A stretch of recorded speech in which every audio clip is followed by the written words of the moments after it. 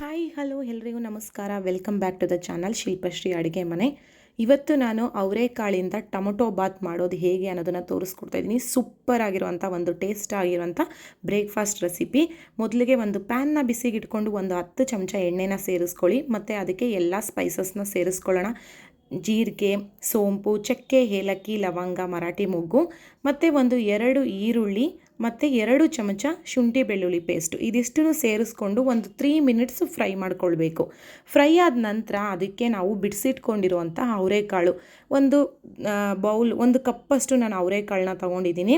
ಮತ್ತು ಎಳೆ ಅವರೆಕಾಳನ್ನ ತೊಗೊಳ್ಳಿ, ಚೆನ್ನಾಗಿರುತ್ತೆ. ಮತ್ತು ನಾನು ಟೊಮೊಟೊ ಪ್ಯೂರಿನ ರೆಡಿ ಮಾಡಿಟ್ಕೊಂಡಿದ್ದೀನಿ. ಒಂದು 8 ಮೀಡಿಯಮ್ ಸೈಜ್ದು ಟೊಮೊಟೊನ ರುಬ್ಬಿ ಇಟ್ಕೊಂಡಿರುವಂಥದ್ದು, ಅದನ್ನು ಸೇರಿಸ್ಕೊಳ್ತಾ ಇದ್ದೀನಿ. ಅದಕ್ಕೆ ಒಂದು 2 ಚಮಚದಷ್ಟು ಖಾರದ ಪುಡಿ, ನೀವು ಖಾರ ನೋಡಿ ಹಾಕ್ಕೊಳ್ಬೋದು, ಹೆಚ್ಚು ಕಡಿಮೆ ಮಾಡ್ಕೊಳ್ಳಿ.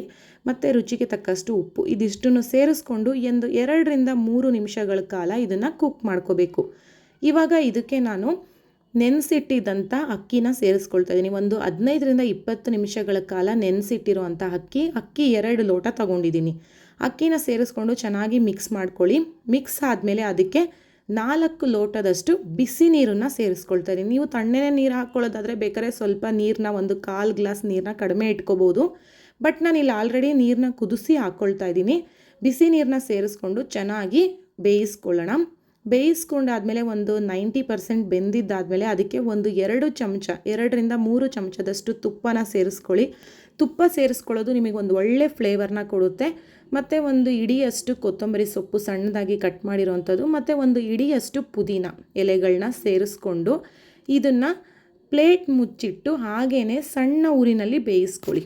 ಹಾಗೇ ನೋಡಿ, ಈ ರೀತಿ ಕವರ್ ಮಾಡಿಬಿಟ್ಟು ಒಂದು 5 ರಿಂದ 10 ನಿಮಿಷಗಳ ಕಾಲ ಸಣ್ಣ ಊರಿನಲ್ಲಿ ಬೇಯಿಸ್ಕೊಳ್ಳಿ.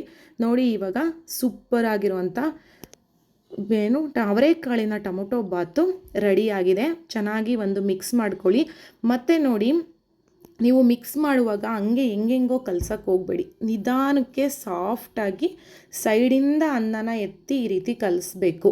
ಆವಾಗ ನಿಮಗೆ ಅನ್ನ ಅದು ಹಗ್ಳುಗಳು ಕಟ್ಟಾಗೋದಿಲ್ಲ. ಸೊ ನೀಟಾಗಿ ಸಾಫ್ಟಾಗಿ ಮಿಕ್ಸ್ ಮಾಡ್ಕೊಳ್ಳಿ. ಇದನ್ನು ಚಟ್ನಿ ಜೊತೆ ತಿನ್ನೋದಕ್ಕಂತೂ ಸೂಪರ್ ಆಗಿರುತ್ತೆ. ಖಂಡಿತವಾಗ್ಲೂ ಟ್ರೈ ಮಾಡಿ ನೋಡಿ. ಅವರೆಕಾಳು ಸೀಸನ್ಸ್ ಶುರುವಾಗಿದೆ, ಹಾಗಾಗಿ ಅವರೆಕಾಳಿನ ಟೊಮೊಟೊ ಬಾತು ನಿಮಗೋಸ್ಕರ.